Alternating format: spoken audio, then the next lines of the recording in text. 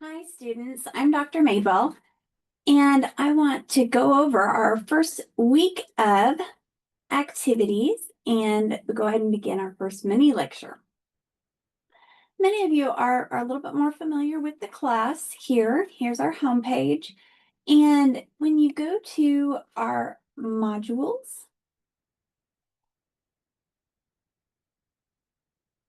the very important thing is for you to go to step 1 and read Monday morning of each week for this course. This is very important because I'm going to give you explicit details about what I'd like you to be working on.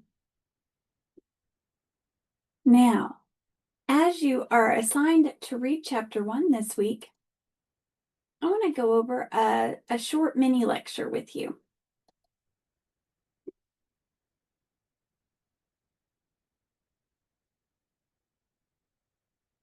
So, when you first start reading the textbook, the very first part is a welcome to statistics.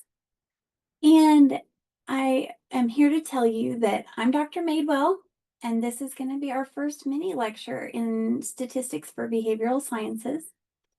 In this class, statistics is not about just memorizing formulas. Instead, you're going to have a handwritten cheat sheet that you will use, you're going to make it, you're handwrite it, and you're going to utilize it throughout the entire term. But we're just not memorizing formulas. It's about using data to better understand human behavior. So this week, we're going to look at why we even use statistics in the first place. So we might say, what is statistics? Statistics helps researchers summarize and interpret behavior. It's how we make sense of patterns in things like anxiety levels, sleep habits, or social media use. Why do we study statistics? Well, statistics gives us evidence to back up our thoughts, back up our behaviors, back up our attitudes. Have you ever heard someone say, studies show? Well, that's statistics at work. Whether you're reading about health risks, election predictions, or psychology experiments, statistics help you evaluate that evidence so you can make an informed decision. Imagine you're interested in how sleep affects grades. You might collect survey data on student sleep habits and GPA. Without statistics, you'd have a pile of numbers, but no way to compile them in a legible way and to then interpret them for your audience.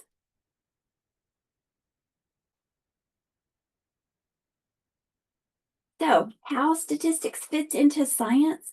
We understand the scientific method. You remember this from middle school science. What is our research process? We are going to observe a behavior. Maybe it pisses you off, right? Maybe you just enjoy it and love it and want to learn more.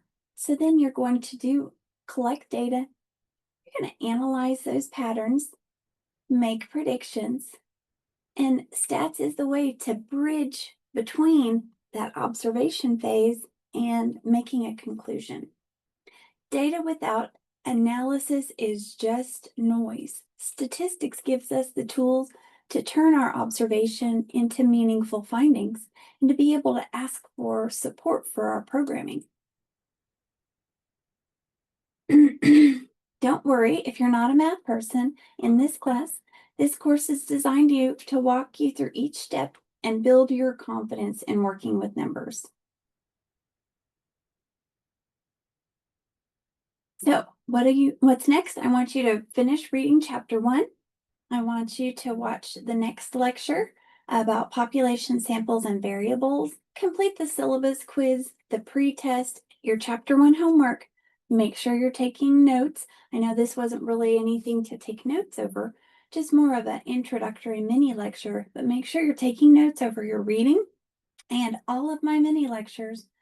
And so you'll submit them at the end of week 1 on Sunday. Great job on starting strong. Make sure to get started reading and email me and or our statistics and APA tutor if and when you have any questions. Thanks a lot.